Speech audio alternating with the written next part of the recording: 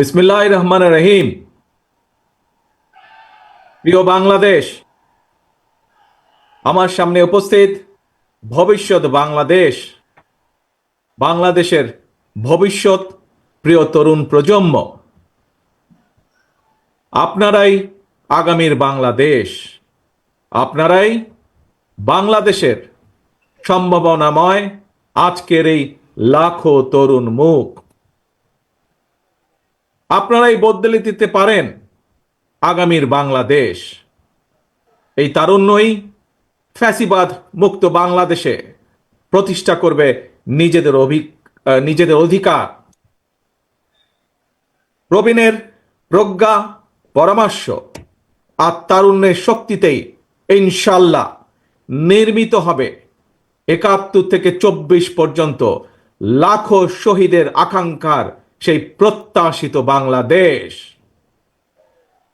আজকের এই তারুণ্যের সমাবেশের সভাপতি জনাব আব্দুল মোনায়েন মুন্না, উপস্থিত বাংলাদেশ জাতীয়তাবাদী দলের স্থায়ী কমিটির সম্মানিত সদস্যবৃন্দ, বিএনপির কেন্দ্রীয় এবং অঙ্গ সহযোগী সংগঠনের নেতৃবৃন্দ, এই সমাবেশে উপস্থিত বিভিন্ন শ্রেণী পেশা বিশিষ্টজন, বিশিষ্ট ব্যক্তিবর্গ, সমাবেশে অংশগ্রহণকারী লাখো লাখো মানুষ, আপনারা আমার সালাম গ্রহণ করুন। আসসালামু আলাইকুম।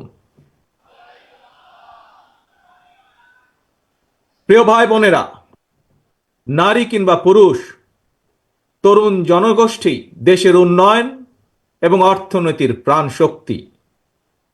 তারুণ্যের শক্তি আর নারী শক্তিকে কর্ম পরিকল্পনার বাইরে রেখে কখনোই একটি রাষ্ট্র এগিয়ে যেতে পারে না।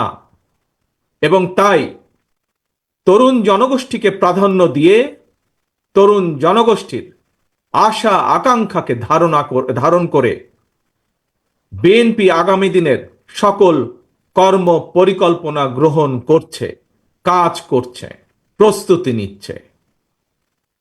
দেশের তরুণ জনগোষ্ঠীর কাছে বিএনপির কর্ম পরিকল্পনা তুলে ধরার লক্ষ্যে আপনারা দেখেছেন গত এক মাসে সারা দেশের বিভাগীয় শহরগুলোতে তারুণ্যের সমাবেশ অনুষ্ঠিত হয়েছে।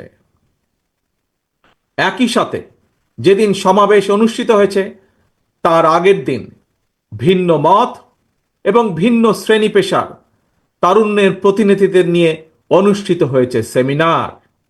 তারা তাদের মতামত তুলে ধরেছেন কিভাবে এই দেশকে আমরা সামনে এগিয়ে নিয়ে যেতে পারি।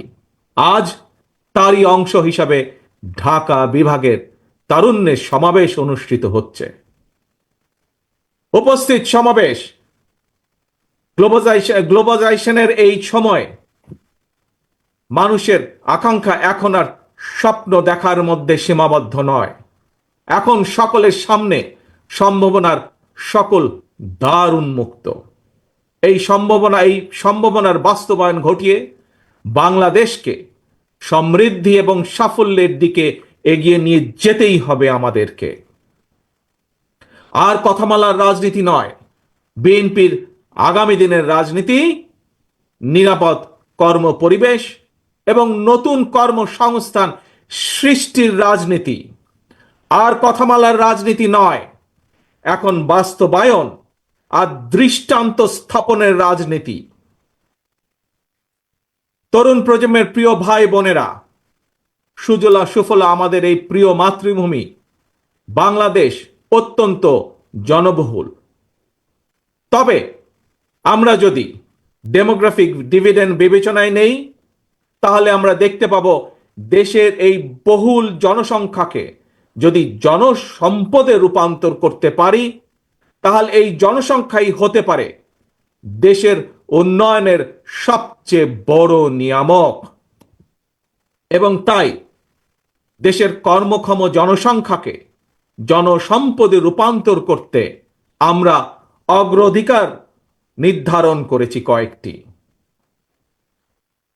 জনগণের জীবন মানের উন্নয়ন, নারী পুরুষ সবার জন্য নৈতিক মূল্যবোধ কর্মসূচি, কর্মমুখী শিক্ষা ব্যবস্থা, গ্রামীণ উন্নয়নে তথ্য প্রযুক্তির সর্বোচ্চ ব্যবহার, ক্ষুদ্র ও কুটির শিল্পের বিকাশ, দক্ষতা বাড়াতে ব্যাপক প্রশিক্ষণ কর্মসূচি চালু, কর্মসংস্থানের সুযোগ সৃষ্টি এবং জনশক্তি রফতানি, এমন কয়েকটি বিষয় অগ্রাধিকার তালিকায় রেখেই একটি জ্ঞান ভিত্তিক উন্নত এবং নিরাপদ মানবিক বাংলাদেশ গঠনের লক্ষ্যে বিএনপি স্বল্প এবং দীর্ঘ মেয়াদী পরিকল্পনা নিয়েছে, যার উপরে আমরা কাজ করছি।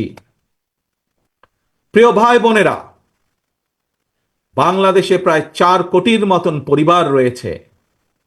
এই পরিবারগুলোর মধ্য থেকে প্রথম পর্যায়ে কম বেশি 50 লক্ষ গ্রামীণ দরিদ্র পরিবারের জন্য আমরা ফ্যামিলি কার্ড চালুর পরিকল্পনা করছি। মা কিংবা স্ত্রী অর্থাৎ পরিবারের নারী প্রধানের নামে ফ্যামিলি কার্ডটিকে ইস্যু করা হবে। প্রান্তিক এই পরিবারগুলোকে প্রতি মাসে রাষ্ট্রীয়ভাবে আর্থিক কিংবা প্রয়োজনীয় খাদ্য সহায়তা প্রদানের আওতায় আনা হবে। আমরা আশা করি সময়ের সাথে এর মাধ্যমে পরিবার এবং সমাজে একদিকে নারীর অর্থনৈতিক ক্ষমতায়ন ঘটবে, অপরদিকে পরিবারগুলোর সামনে ধীরে ধীরে স্বাবলম্বী হয়ে ওঠার সুযোগ তৈরি হবে। প্রিয় ভাই বোনেরা, কৃষকদের জন্য ফার্মার্স কার্ড চালু করার আমাদের অন্যতম প্রধান অগ্রাধিকার। একটি নীতিমালার আওতায় কৃষকদের নামে ইস্যু করতে হবে ফার্মার্স কার্ড। এই ফার্মার্স কার্ডে জমির পরিমাণ, দাগ নম্বর সহ প্রয়োজনীয় সব তথ্য থাকবে। কৃষক এবং কৃষি নির্ভর বাংলাদেশে কৃষি খাতে বর্তমানে শ্রমশক্তির পরিমাণ কম বেশি প্রায় 3.5 কোটির মতন। এদের মধ্যে যেমন বর্গাদার চাষি কিংবা ভূমিহীন কৃষক রয়েছেন, তেমনি অনেক কৃষকের নামে নির্দিষ্ট পরিমাণ কিছু জমিও রয়েছে। যেসব বর্গা চাষি কিংবা কৃষক তাদের নামে থাকা জমিতে বছরে একাধিক ফসল ফলাতে গিয়ে আর্থিক সংকটে পড়েন, এমন কৃষকদেরকে কমপক্ষে একটি ফলনের সম্পূর্ণ খরচ রাষ্ট্রীয়ভাবে দেওয়ার পরিকল্পনা আমরা করছি। উৎপাদনের জন্য ফার্মার্স কার্ডের মাধ্যমে এভাবেই সরকারি সহায়তা পেলে উৎপাদন যেমন একদিকে বাড়বে, তেমনি কোনো কৃষি জমি অনাবাদি থাকবে না এবং একই সাথে ভূমিহীন কৃষকদের জন্য কর্মসংস্থান সৃষ্টি হবে। প্রিয় সমাবেশ, ব্যক্তি, পরিবার এবং দেশের উন্নয়নের জন্য অবশ্যই বেকারত্ব একটি বড় সমস্যা। জনগণের রায় বিএনপি রাষ্ট্র পরিচালনার দায়িত্ব পেলে সরকার গঠন করার প্রথম দিন থেকেই বিভিন্ন সেক্টর ভিত্তিক কর্মসংস্থান সৃষ্টির পরিকল্পনা বাস্তবায়ন হবে। বিএনপির প্রথম এবং প্রধান অগ্রাধিকার হবে এটি। এই জন্য দেশে বিদেশে কর্মসংস্থান সৃষ্টির খাতগুলোকে চিহ্নিত করার কাজ এরই ভেতরে আমরা হাতে নিয়েছি। প্রিয় ভাই বোনেরা, বর্তমান বিশ্ব তথ্য প্রযুক্তির বিশ্ব।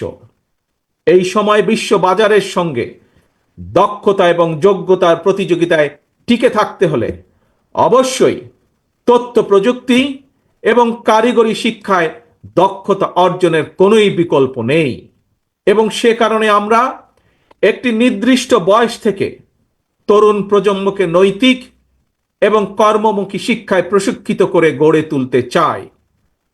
বিদ্যমান যে একাডেমিক সিলেবাস, এর পাশাপাশি স্কুল কলেজ পর্যায় থেকে আমরা আইসিটি এবং কারিগরি শিক্ষা প্রবর্তন করতে চাই।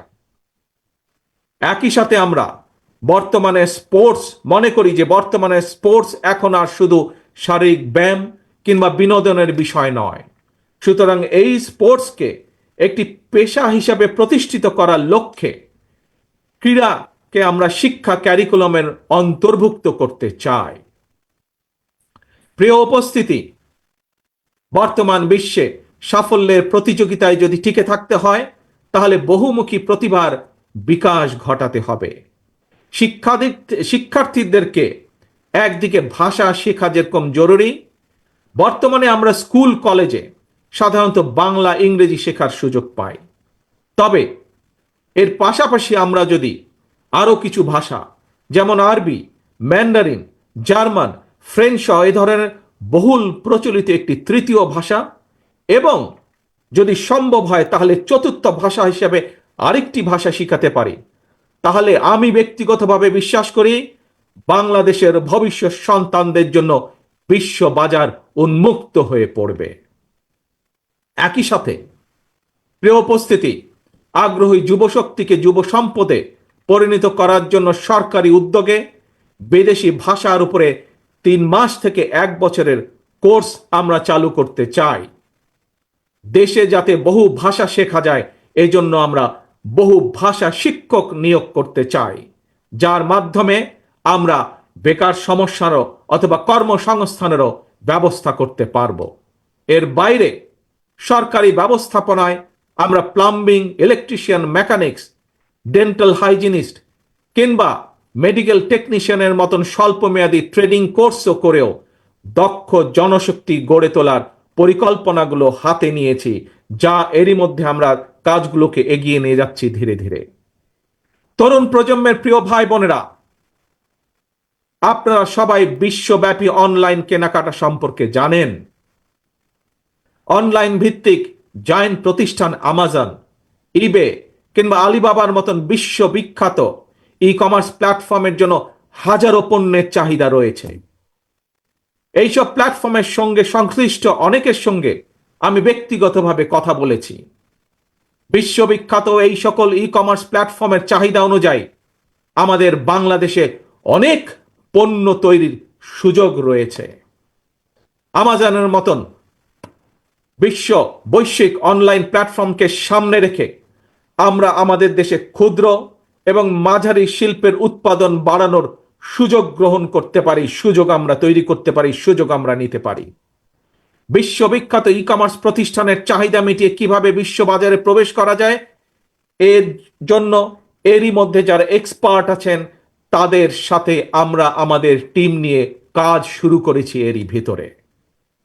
প্রিয় ভাই বোনেরা, বাংলাদেশের বহু তরুণ প্রজন্মের সদস্য অনলাইনে কাজ করেন কিংবা করছেন কিংবা করার ইচ্ছে রয়েছে। আপনাদের জন্য কর্মসংস্থান এবং নিরাপদ কর্মপরিবেশ নিশ্চিত করতেও আমাদের উদ্যোগ রয়েছে। আমি জানি শিক্ষিত তরুণ প্রজন্মের সামনে বর্তমানে ফ্রিল্যান্সিং একটি অত্যন্ত আকর্ষণীয় সেক্টর। দেশে এই মুহূর্তে প্রায় 10 লক্ষের মতন ফ্রিল্যান্সার আউটসোর্সিং এর মাধ্যমে $100 কোটি বেশি আয় করতে সক্ষম হচ্ছেন। আউটসোর্সিং এর সঙ্গে যুক্ত বেশ কিছু মানুষের সঙ্গে আমি কথা বলেছি।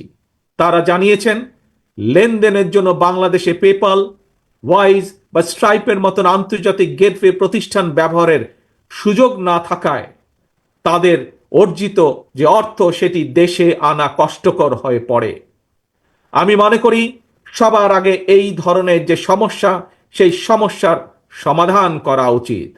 প্রিয় উপস্থিতি, এই বিষয়টি নিয়ে আমি গত 1 দশক ধরে বেশ অনেকবার কথা বলে এসেছি। বিএনপি মনে করে প্রায়োরিটি বেসিসে দেশের IT entrepreneur, e commerce sector এবং ফ্রিল্যান্সারদের সুবিধায় পেপালের মতন আন্তর্জাতিক গেটওয়ে প্রতিষ্ঠান সুবিধা বাস্তবায়ন করা উচিত। বাংলাদেশে পেপাল সুবিধা নিশ্চিত করা গেলে, যার লক্ষ্য আমাদের রয়েছে, তাহলে লক্ষ লক্ষ ফ্রিল্যান্সারদের কাজের সুযোগ বাড়ার পাশাপাশি দেশে রেমিটেন্সের পরিমাণও বাড়বে ইনশাল্লাহ। প্রিয় তরুণ প্রজন্মের ভাই ও বোনেরা, প্রতিকারের চেয়ে প্রতিরোধী উত্তম। এই নীতির আলোকে দেশের জনগণের স্বাস্থ্যসেবা নিশ্চিত করা বিএনপির পরিকল্পনার আরেকটি গুরুত্বপূর্ণ অগ্রাধিকার। জনসচেতনার মাধ্যমে অনেক ধরনের রোগ থেকে নিজেদেরকে মুক্ত রাখা যায়। নাগরিকদের স্বাস্থ্যসেবা নিশ্চিত করতে বিএনপি 1 থেকে 3 বছরের স্বল্প মেয়াদী এবং দীর্ঘমেয়াদী পরিকল্পনা হাতে নিয়েছে। এর একটি অংশ হিসাবে প্রতিটি গ্রামে আমরা হেলথ কেয়ার ওয়ার্কার নিয়োগ দেওয়ার পরিকল্পনা নিয়েছি। এই হেলথ কেয়ার ওয়ার্কারদের 80% হবেন নারী।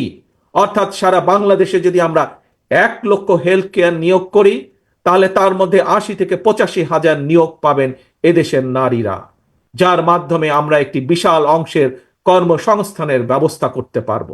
শুধু তাই নয়, এর পাশাপাশি জনগণের দোরগোড়ায় যাতে স্বাস্থ্যসেবা পৌঁছে দেওয়া যায়, জনগণকে যাতে দ্রুত স্বাস্থ্যসেবা দেওয়া যায়, সেই জন্য সরকারি এবং প্রাইভেট যে সেক্টর আছে, কিভাবে দুটিকে একত্রিত করে আমরা স্বাস্থ্যসেবা গড়ে তুলতে পারি, সেটির বিষয়ে আমরা বিশেষজ্ঞদের সাথে পরামর্শ করছি, আমরা সেটির বিষয়ে কাজ করছি। প্রিয় ভাই বোনেরা, স্বাস্থ্য, পরিবেশ এবং জলবায়ুর পরিবর্তন, এই তিনটির একটি অপরটির উপর প্রভাব রয়েছে। সুতরাং খাল খনন এবং বৃক্ষরোপণের বিষয়টিও বিএনপির অগ্রাধিকার তালিকায় রয়েছে। সারা দেশে পরিকল্পিত উপায়ে বৃক্ষরোপণ করা গেলে জলবায়ুর নেতিবাচক প্রভাব থেকে মোকাবেলা করা সহজ হবে। প্রায় আমরা পত্রিকার পাতায় দেখি যে বাংলাদেশের, বিশেষ করে ঢাকা শহরের যে বাতাস, সেটি বিশ্বের মধ্যে সবচাইতে যে খারাপ শহরগুলো তার একটি দুটির মধ্যেই উঠানামা করছে। এবং শুধু তাই নয়, বৃক্ষরোপণ সহ আরো কিছু ক্লাইমেট পলিসি নির্ধারণের জন্য আমরা এরই ভিতরে কাজ শুরু করেছি বিশেষজ্ঞদেরকে সাথে নিয়ে।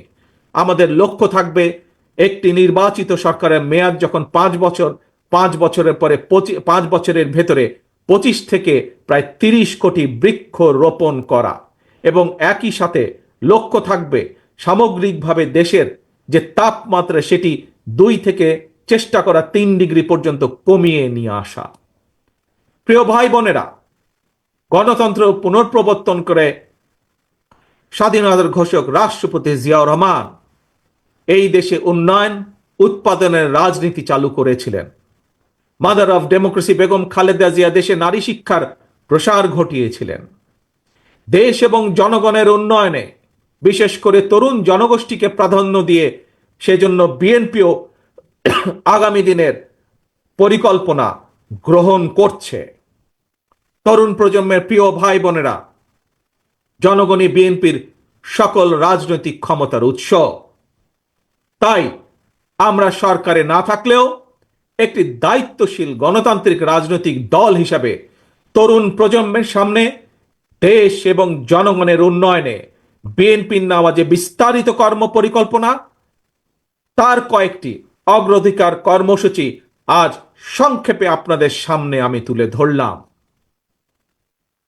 প্রিয় ভাই বোনেরা, আগামী জাতীয় নির্বাচনে বিএনপি ইনশাআল্লাহ জনগণের রায় রাষ্ট্র পরিচালনার সুযোগ পেলে দেশ এবং জনগণের উন্নয়নে পর্যায়ক্রমিকভাবে দলের গৃহীত পরিকল্পনাগুলো বাস্তবায়ন করবে ইনশাআল্লাহ। তবে যে কোনো দলের তাদের কর্মসূচি বাস্তবায়ন করতে হলে দরকার একটি জবাবদিহিমূলক সরকার, দরকার একটি নির্বাচিত সরকার। তবে আগামী জাতীয় নির্বাচন অনুষ্ঠান নিয়ে মনে হয় এরই ভিতরে টালবাহানা শুরু হয়েছে বা চলছে। কথিত অল্প সংস্কার আর বেশি সংস্কারের অভিনব শর্তের আবর্তে ঘুরপাক খাচ্ছে আগামী জাতীয় নির্বাচনের ভবিষ্যৎ। এরই ভিতরে জনগণ বিশ্বাস করতে শুরু করেছে সংস্কার নিয়ে সময় ক্ষেপণের আড়ালে অন্তর্বর্তীকালীন সরকারের ভেতরে এবং বাইরে কারো কারো মনে হয় কিছু ভিন্ন উদ্দেশ্য রয়েছে। প্রিয় সমাবেশ, পলাতক স্বৈরাচারের সময় আমরা দেখেছি তারা কিভাবে আদালতকে অবজ্ঞা করেছে, আদালতের রায়কে অবজ্ঞা করেছে। অত্যন্ত দুঃখের সাথে বলতে হয়, পলাতক স্বৈরাচারের পরে যেই সরকারের কাছে দেশের মানুষ আশা করেছিল যে আইনের প্রতি সম্মান থাকবে, আমরা দেখেছি আদালতের রায়ের প্রতি সম্মান না দেখিয়ে যারা ইশরাক হোসেনকে ঢাকা দক্ষিণের মেয়রের দায়িত্ব গ্রহণে বাধা সৃষ্টি করেছে, সেই স্বৈরাচারের সেই একই যে ঘটনা সেটির পুনরাবৃত্তি আমরা দেখতে পাচ্ছি। প্রিয় সমাবেশ, আপনাদের কাছে আমার আজকে জিজ্ঞাসা, যারা আইনের প্রতি শ্রদ্ধা দেখায় না, যারা আদালতের নির্দেশকে অবজ্ঞা করে, তাদের কাছ থেকে আমরা কতটুকু সংস্কার আশা করতে পারি?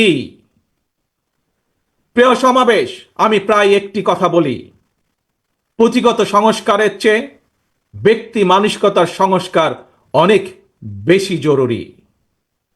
নর্থ কোরিয়ার সংবিধানে লেখা রয়েছে Democratic People's Republic of North Korea. সুতরাং কি লেখা আছে তার চেয়েও বেশি যেটি জরুরি তা হলো মেনে চলা। ইশরাকের ক্ষমতা গ্রহণ বা ইশরাকের শপথ গ্রহণে বাধা সৃষ্টি করে আজ আমরা আবারও স্বৈরাচারী মানসিকতার বহিঃপ্রকাশ দেখতে পাচ্ছি। প্রিয় তরুণ প্রজন্মের ভাই বোনেরা, নিরপেক্ষতা এবং বিশ্বাসযোগ্যতাই কিন্তু অন্তর্বর্তীকালীন সরকারের প্রধান পুঁজি। তাই তাদের প্রতি আমাদের আহ্বান থাকবে, তাদের প্রতি আমাদের পরামর্শ থাকবে। জনগণের বিশ্বাস, ভালোবাসা নষ্ট হয় অন্তর্বর্তীকালীন সরকারের এমন কোনো পদক্ষেপ নেওয়া ঠিক হবে না। একই সাথে অন্তর্বর্তীকালীন সরকারের প্রতি আবারও আহ্বান জানিয়ে বলতে চাই, গণতান্ত্রিক আমি জনগণ এবং গণতন্ত্রের পক্ষের রাজনৈতিক দলগুলোকে দয়া করে প্রতিপক্ষ বানাবেন না। যদি আপনাদের কেউ রাষ্ট্র পরিচালনায় থাকতে চায় তাহলে সরকার থেকে পদত্যাগ করে জনগণের কাতারে আসুন, নির্বাচন করুন। যদি ভবিষ্যতে নির্বাচনে জনগণের রায় পান তাহলে আবার সরকারের দায়িত্ব গ্রহণ করুন। প্রিয় তরুণ প্রজন্মের ভাই বোনেরা, গত 1.5 দশকে ভোটার তালিকায় প্রায় 3.5 কোটি ভোটার সংযুক্ত হয়েছেন, নতুন ভোটার সংযুক্ত হয়েছেন। এই নতুন ভোটাররা আজ পর্যন্ত একটি জাতীয় নির্বাচনেও ভোট দিয়ে তাদের নিজের পছন্দের প্রার্থীকে জনপ্রতিনিধি নির্বাচিত করার সুযোগ পায়নি। পতিত পরাজিত পলাতক স্বৈরাচারের কাছে মানুষের অধিকার প্রতিষ্ঠা কিংবা নির্বাচন কোনো গুরুত্বপূর্ণ কিছু ছিল না। সুতরাং সংস্কার ইস্যুর পাশাপাশি জাতীয় নির্বাচন অনুষ্ঠানের জন্য অন্তর্বর্তীকালীন সরকারের দৃশ্যমান প্রস্তুতি নেওয়া উচিত বলে আমরা বিশ্বাস করি বা আমরা মনে করি। প্রিয় সমাবেশ, অতীতে বিভিন্ন সময় এই বাংলাদেশে তত্ত্বাবধায়ক সরকার নিরপেক্ষ নির্বাচন অনুষ্ঠিত করেছে এবং প্রত্যেকটি ক্ষেত্রে আমরা দেখেছি তত্ত্বাবধায়ক সরকার 3 মাসের মধ্যেই সফলভাবে জাতীয় নির্বাচন অনুষ্ঠান সম্পন্ন করেছে। সুতরাং অতীতেই বাংলাদেশেই রেকর্ড রয়েছে 3 মাসের মধ্যে জাতীয় নির্বাচন অনুষ্ঠিত করা সম্ভব। কিন্তু আজ আমরা দেখছি 10 মাস পার হয়ে গেল, অন্তর্বর্তীকালীন সরকার নির্বাচনের দিনক্ষণ ঘোষণা করছে না। আমরা ফ্যাসিবাদ মুক্ত বাংলাদেশে জনগণের সরাসরি ভোটে জনগণের কাছে জবাবদিহিমূলক, জনগণের কাছে দায়বদ্ধ একটি সরকার দ্রুত দেখতে চায়। অন্তর্বর্তীকালীন সরকারের প্রতি আহ্বান, আগামী ডিসেম্বরের মধ্যেই জাতীয় নির্বাচন অনুষ্ঠিত হতে হবে। আবারও আমরা বলতে চাই, আগামী ডিসেম্বরের মধ্যেও জাতীয় নির্বাচন অনুষ্ঠিত হবে।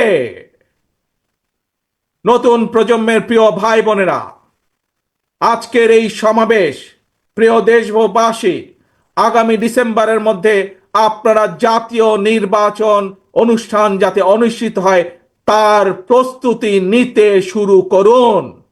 কারা রাষ্ট্র পরিচালনা করবে, কারা আপনাদের প্রতিনিধি হবে, জাতীয় নির্বাচনে আপনারা ভোট দিয়ে আপনাদের সেই প্রতিনিধিকে আপনারা নির্বাচিত করবেন। প্রিয় সমাবেশ, শহীদ রাষ্ট্রপতি জিয়ার সৈনিক দেশনেত্রী বেগম খালেদা জিয়ার কর্মীদের প্রতি আহ্বান জানিয়ে বলতে চাই, আপনারা জনগণের কাছে যান, তাদের প্রত্যাশা জানার চেষ্টা করুন, তাদের প্রত্যাশা বোঝার চেষ্টা করুন, জনগণের মন জয় করুন। কারণ জনগণই বিএনপির সকল রাজনৈতিক ক্ষমতার উৎস। প্রিয় দেশবাসী, প্রিয় সমাবেশ, প্রিয় ভাই বোনেরা, এবার আমি আপনাদের সামনে একটি ছোট্ট স্লোগান তুলে ধরতে চাই। মন দিয়ে দয়া করে সবাই শুনবেন। প্রথমে আমি স্লোগানটি বলবো, মন দিয়ে শুনবেন। তারপরে দ্বিতীয়বার আবারও আমি বলবো, তখন দয়া করে সকলে আমার সামনে স্লোগানটি আপনারা একই সাথে বলবেন। দিল্লি নয়, পিন্ডি নয়, নয় অন্য কোনো দেশ, সবার আগে বাংলাদেশ। প্রিয় সমাবেশ বলুন, প্রিয় দেশবাসী বলুন, দিল্লি নয়, পিন্ডি নয়, নয় অন্য কোনো দেশ, সবার আগে বাংলাদেশ। আল্লাহ হাফেজ। বাংলাদেশ জিন্দাবাদ, বাংলাদেশ জাতীয়তাবাদী দল জিন্দাবাদ। আল্লাহ হাফেজ।